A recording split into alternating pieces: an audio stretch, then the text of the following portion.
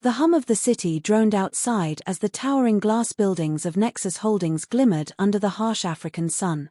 Inside, the gleaming white tiles reflected the grandeur of corporate wealth, starkly contrasting the faded blue overalls worn by the janitor hunched over a mop.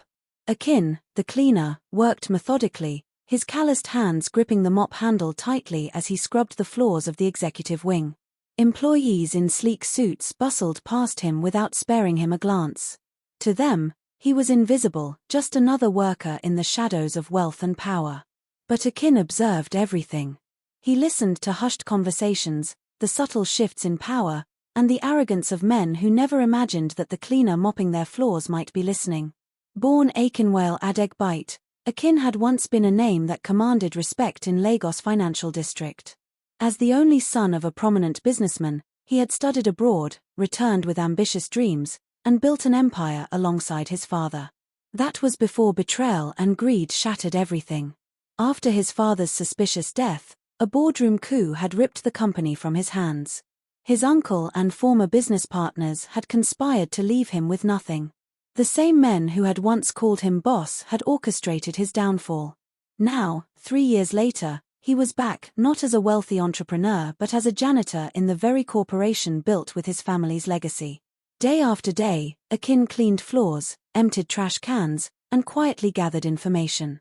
The CEO, Mr. Bamidele, was as corrupt as ever. He had turned Nexus Holdings into his personal empire, laundering money through international channels. One evening, as Akin wiped down a conference room table, he overheard 2 executives discussing a major deal. "The offshore accounts are set," one murmured. "The funds will move by Friday." Akin's heart raced. This was the proof he needed. Slowly but surely, he was piecing together the puzzle of corruption that had cost him everything. Not everyone in Nexus Holdings was corrupt. There was Layla, the brilliant but overlooked financial analyst, and Ibrahim, the IT specialist who noticed discrepancies but feared losing his job if he spoke up. Akin approached them carefully, revealing small pieces of information. At first, they hesitated. Who was this cleaner, and why did he know so much? But when he showed them undeniable evidence, their skepticism turned to determination.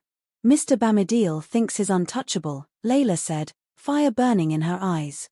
"Let's prove him wrong."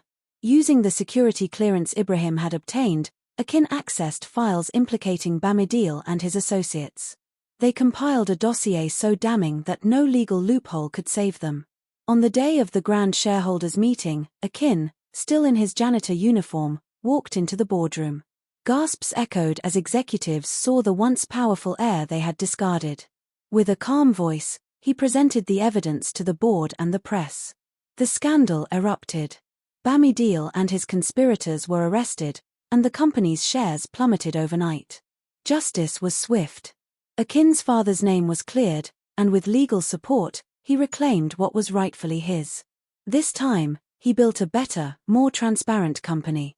As he stood in his new office, no longer a janitor but the rightful leader of Nexus Holdings, he smiled.